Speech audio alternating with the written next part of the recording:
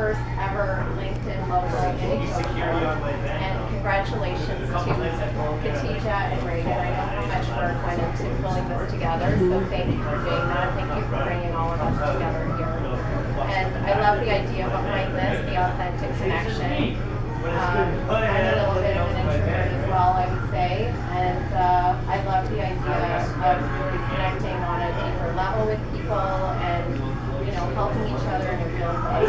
And so I'm grateful to be here. And I know that if the rest of you are here, that we are alike in that sense that, you know, small talk is much less interesting than getting down to the real business. So on that note, you know, Reagan and Khadija asked me to speak tonight about the subject of fear and overcoming fear. And I think that's such a great topic because fear is such a universal experience. We've all experienced fear.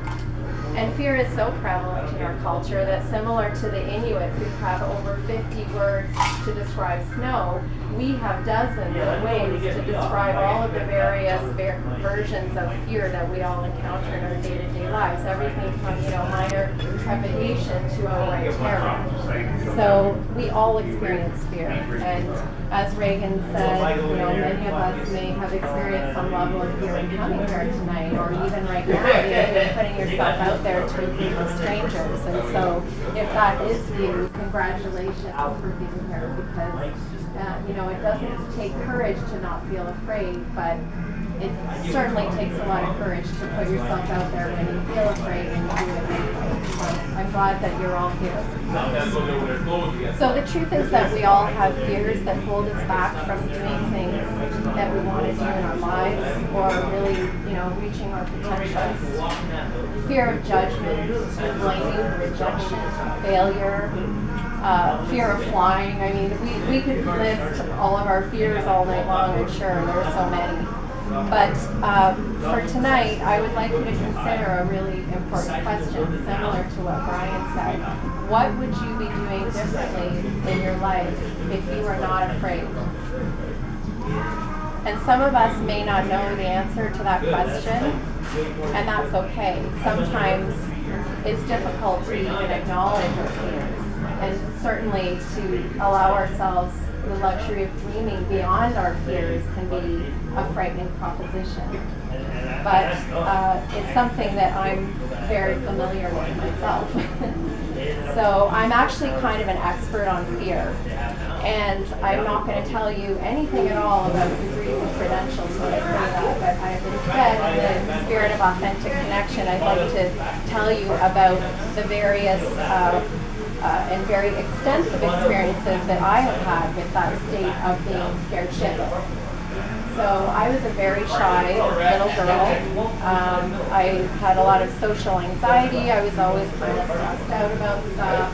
I was a hypochondriac for a long time, you know, constantly monitoring every pang that I felt in my body for diseases lurking. I had a lot of phobias, blood, spiders, public speaking, go figure. Childbirth was a big one for me, which I'll get back to later. I had regular panic attacks by the time I got into my 20s and was diagnosed with a panic disorder. So I really am an expert on the experience of fear. And yet I'm here speaking in front of all of you today. I have my own business now where I do things all the time that I would have been too afraid to even consider doing before. And you know, I'm now, best of all, spending my time helping other people to conquer their fears, which feels amazing. And I still get nervous sometimes, for sure.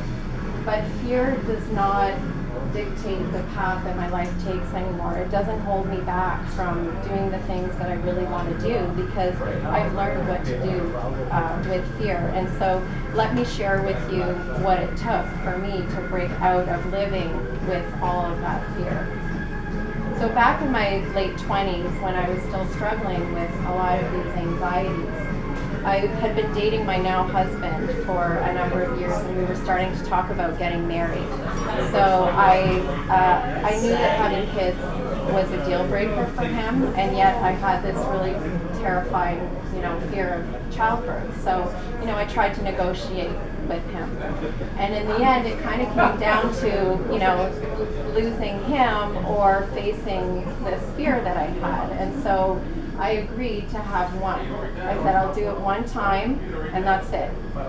And even as I said that, still in the back of my mind, I thought, I think I'll find a way to get out of this somehow. Like I've heard it's not always that easy to conceive, and maybe we're just going to have so much fun being a couple. That, I thought somehow I would be able to get out of it. However, not even 6 months after we were married, I found myself pregnant. And so I just started to freak out immediately.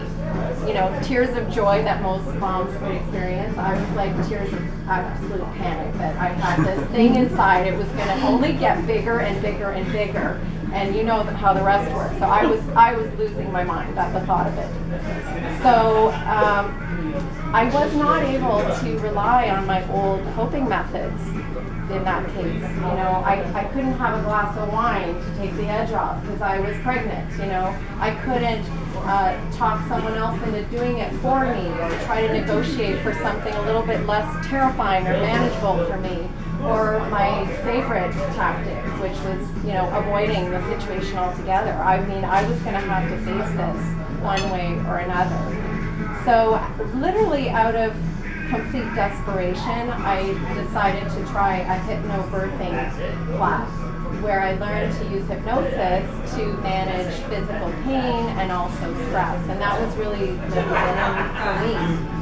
And I ended up having 2 amazing pregnancies and childbirths. I literally would have offered to be a surrogate. I enjoyed it so much, which is crazy. And even more importantly was the recognition that I had that overcoming your fears is 1,000% worth it. If I look back and imagine that I almost didn't have my children, like that is crazy to me to think about how different my life would be now, and that I might not have ever known them or had them. So the other wonderful thing is that by facing my fears, I discovered a new passion in hypnosis. And it took me on this whole other journey of growth and discovery as a result. So now I actually get to help other people do the same thing. And even when I'm helping people with quitting smoking or losing weight, it all really often comes down to letting go of our crutches and facing, dealing with the things that we really don't want to deal with. And so I'd like to share with you how I have some of the things that I've learned about overcoming fear, both in my own life and also in my training as a hypnotist. So the first thing is that fear lives in our subconscious mind.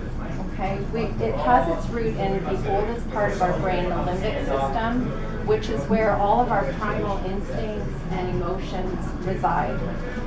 It's the one, the instincts that we've kept with us since our hunter-gatherer days, when we had to constantly be on alert for a bear attack or something. So we've all had the experience of trying to talk ourselves out of being afraid of something, but it doesn't work very well, right? Talking to ourselves in our head doesn't really change the fact that we still feel afraid. So that's because fear does not reside in the rational, conscious part of our brains. It's in our subconscious, where our automatic responses are like breathing.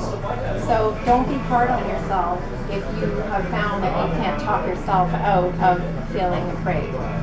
There's a reason for that. And this leads me to my next point, which is that fear is your friend. Fear is there to help us and to keep us safe. And making peace with our fears can ironically lead to experiencing less of it.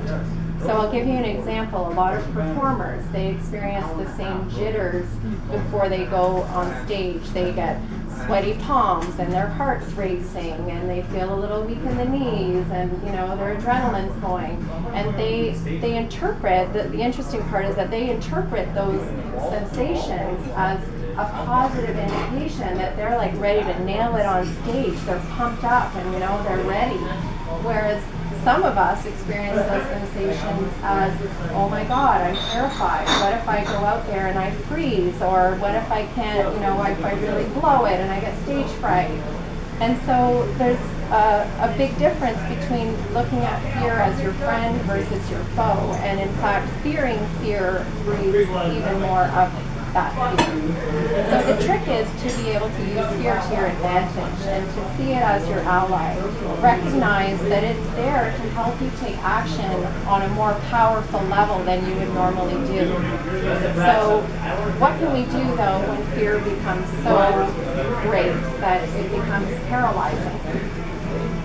Anchoring confidence. Anchors, this is a neuro-linguistics term that we use, but essentially it's the association between an internal response or emotion and an external trigger. So for example, how many of you have heard a song come on the radio that takes you back to like your high school days or something, and you just feel like you're right back there, like all the emotion of being young and crazy, it comes flooding right back, right? Or maybe you catch a whiff of perfume or cologne that your ex wore, and you suddenly, have a rush of emotion as you, think of that person, maybe good or bad, depending. But those are anchors that are naturally occurring, but nevertheless very powerful, and they can demonstrate how this phenomenon works. So the magic combination there is emotion and repetition. And we can actually use this phenomenon to our advantage by deliberately setting anchors to positive emotional states. So everybody just close your eyes right now and go back in your minds to a time when you were in a really powerful, positive state. Maybe a time when you took on something really challenging and you conquered it, and you're feeling so positive and pumped and proud of yourself, like you're capable of doing anything. Maybe you nailed an exam or a big presentation at work or got a new client. And when you've got that memory in mind, I want you to really immerse yourself emotionally in that old experience. Notice what you are feeling in your body. Notice what you're hearing, either as you talk to yourself in your mind, or maybe what other people around you are saying. Notice what you see around you. And when you feel like you're fully there and really back in the emotion of that experience, take a nice deep belly breath in and make a fist with your non-dominant hand. Okay, so you can open your eyes now. So you've just set an anchor to that resourceful, powerful, positive state. And you can do this anytime by following the same steps. You can go back to that state of mind, and the more you repeat that, the easier it is to go back to that state of mind so that you can access that very easily whenever you need to. So if fear is not being useful to you, then you can switch to a different state of mind that is more useful in the situation. And you can layer on other positive experiences using that same anchor as well. You might be playing sports and you're really in the zone and, running a marathon or something and feeling good. Take a deep breath and make a fist. Or you might be with someone that you really love and just feeling that powerful emotion of love and gratitude. Set an anchor to that too, and layer them on top of each other. And the more you do that, the easier it then becomes to go back to that state, just like with the perfume.